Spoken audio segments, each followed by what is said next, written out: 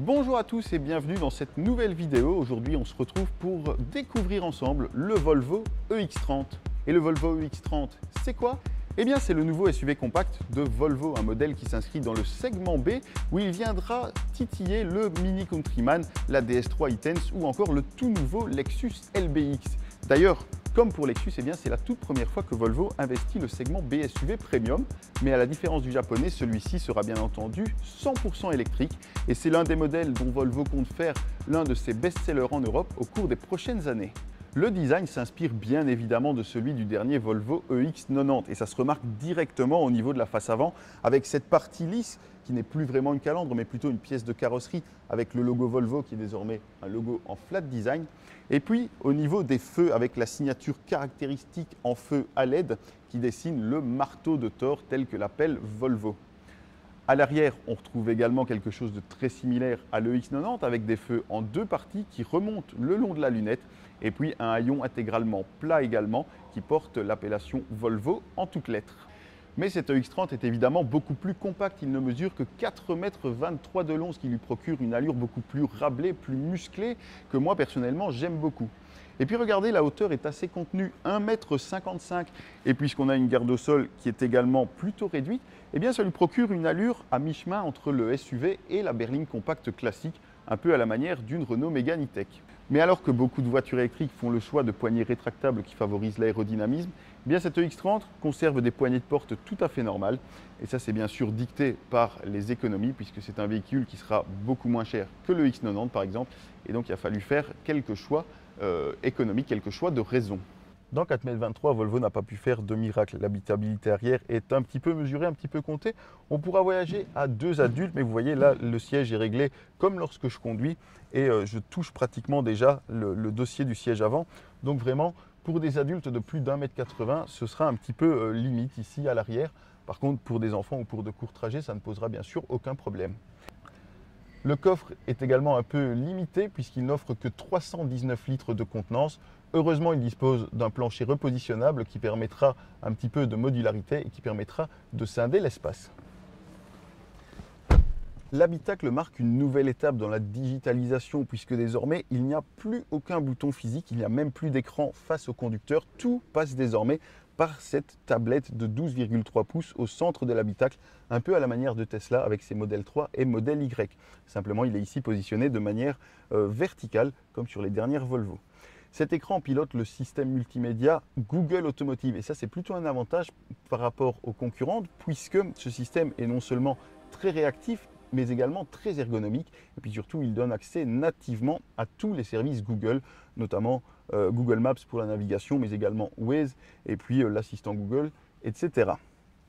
L'écran est divisé en trois zones, les données pour la conduite, donc pour le conducteur, se situent dans la partie supérieure. Au centre, on a tout ce qui est vraiment multimédia, navigation, etc. Et puis en bas, eh bien, on a les raccourcis, notamment vers la climatisation ou vers le menu principal. Comme toujours chez Volvo, la réalisation est vraiment excellente. Les matériaux sont super bien agencés, super bien assemblés. Et puis la plupart d'entre eux sont également biosourcés ou recyclés. C'est notamment le cas du Nordico qui habille les sièges dès la version de base, mais également des inserts en dénime, en jeans, donc recyclés eux aussi. La version de base sera par ailleurs déjà très bien équipée puisque cette version baptisée Core reçoit déjà la caméra de recul, le préchauffage de l'habitacle, y compris les sièges et le volant. Et puis, puisqu'on est chez Volvo, on a toute la panoplie des systèmes d'aide à la conduite. Alors, je ne vais pas tous vous les citer, je vais simplement vous parler des quelques nouveautés, notamment le système d'évitement des collisions avec un conducteur venant en sens inverse, l'évitement des usagers faibles circulant dans le même sens, ou encore un système d'alerte à l'ouverture de la portière si un usager faible, donc piéton ou cycliste, se trouve dans l'angle mort.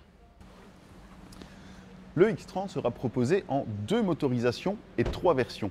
On a tout d'abord les versions avec un seul moteur, un moteur de 272 chevaux placé sur l'essieu arrière qui pourra être alimenté par une batterie de 49 kWh pour une autonomie jusqu'à 344 km ou par une batterie de 64 kWh pour une autonomie jusqu'à 480 km. Les deux batteries utilisent également des technologies différentes puisque la petite batterie est une batterie LFP, lithium fer phosphate, qui est donc la plus indiquée pour de courts trajets et des recharges plus fréquentes, tandis que la grosse batterie est une batterie NMC, nickel manganèse cobalt, qui permet une moindre consommation d'énergie et également de tirer plus de puissance. C'est donc logiquement celle-ci qui équipe d'office la version Twin Engine Performance, la version haut de gamme qui s'équipe d'un second moteur sur l'essieu avant, un moteur de 156 chevaux et qui promet jusqu'à 460 km d'autonomie. C'est bien sûr également la version la plus performante puisque le 0 à 100 est alors effectué en 3,6 secondes et la vitesse de pointe est limitée sur toutes les versions à 180 km/h. Mais ça n'est pas propre aux versions électriques, aux modèles électriques puisque c'est valable pour l'entièreté de la gamme Volvo. Au niveau de la charge, il y aura également une différence puisque la petite batterie pourra charger jusqu'à 134 kW en courant continu sur une borne adaptée, tandis que la grosse batterie pourra accepter jusqu'à 153 kW.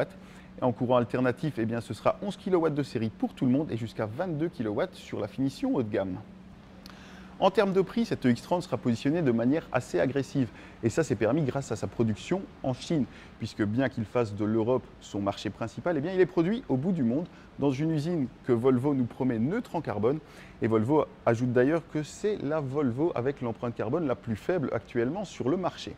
Alors les prix sont agressifs comme je le disais, puisque la version à moteur unique sera disponible à partir de 38 990 € et pour la version avec le double moteur, donc la Twin Engine Performance, eh bien, il faudra compter 50 499 €. En fin d'année 2024, Volvo commercialisera également une version cross-country qui sera très proche du concept exposé lors de la présentation de cette EX30 et que vous avez sous les yeux. On y retrouvera donc les protections supplémentaires sur les bas de caisse et les boucliers, le bandeau en plastique noir sur la face avant ainsi que sur le haillon, une garde au sol rehaussée et peut-être même les grandes jantes chaussées de pneus plus adaptés au chemin et off-road léger. En revanche, la galerie et la roue de secours sur le toit ont peu de chances de se retrouver sur la version finale, dont les prix n'ont bien sûr pas encore été annoncés. Merci à tous d'avoir regardé cette vidéo. Comme d'habitude, n'hésitez pas à liker, commenter, partager. Dites-nous ce que vous avez pensé de ce Volvo EX30 ci-dessous et posez-nous vos questions, je tâcherai d'y répondre du mieux possible. Et sinon, on se retrouve très vite pour une nouvelle vidéo. Salut!